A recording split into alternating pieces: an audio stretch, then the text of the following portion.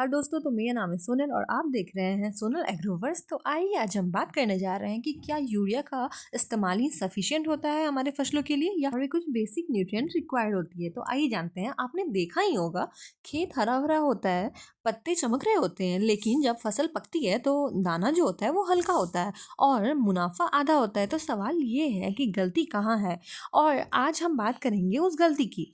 तो जो 10 में से 8 किसान अनजाने में कर देते हैं। बात कर रही हूँ सिर्फ यूरिया पर डिपेंड करने की। आज के टाइम में महंगाई इतनी है कि बीज महंगा है, पानी महंगा है, फिर भी यील्ड कम क्यों है।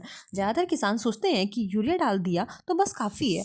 तो और सच भी है कि यूरिया देने के बाद फसल तुरंत हरी लगने लगती है, लेकिन यहीं से शुरू होती है सबसे बड़ी प्रॉब्लम। साइंस की बात करें सिंपल लैंग्वेज में, तो देखिए, प्लांट भी इंसान जैसा होता है। सिर्फ रोटी से शरीर नहीं चलता, दाल सब्जी नमक सब चाहिए। वैसे ही फसल को भी सिर्फ नाइट्रोजन नहीं बल्कि फास्फोरस पोटेशियम भी चाहिए।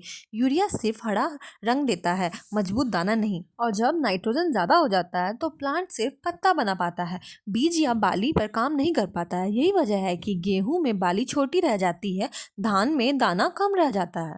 अगर हम बात करें गलतियों की, तो पहली गलती होती है कि सॉइल टेस्ट नहीं करते हैं टाइमली। सेकेंड होता है कि फर्टिलाइजर एक ही चीज़ को बार बार रिपीट करते हैं। एंड थर्ड गलती होता है कि गलत स्टेज पे यूरिया को अप्लाई कर देते हैं।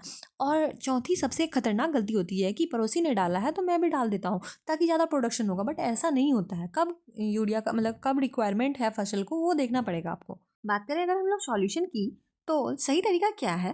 पहला है सॉइल टेस्ट करवाएं, दूसरा एनपीके का बैलेंस रखें, एंड तीसरा स्टेज के हिसाब से डोज रखें। हम फर्टिलाइजर को सही तरीके से देना और ज़्यादा फर्टिलाइजर को गलत तरीके से देने से बेहतर है। अगर हम बात करें इम्पैक्ट की, तो जब बैलेंस न्यूट्रिशन मिलता है तो फसल जो होती है ना ज़्यादा हरी भरी होती है, मजबूत होती है, और दाना भी जो होता है ना काफ़ी हरा भरा होता है और मुनाफा ज़्यादा होता है। अब मैं आपसे एक सवाल पूछती हूँ कि क्या आप भी अब तक जो सिर्फ यूरिया पर डिपेंड कर रहे थे। कमेंट में ज़रूर बताइए आप कौन सी फसल और कौन सा फर्टिलाइजर यूज़ करते हैं, क्योंकि सही जानकारी ही सच्ची कमाई का रास्ता होता है।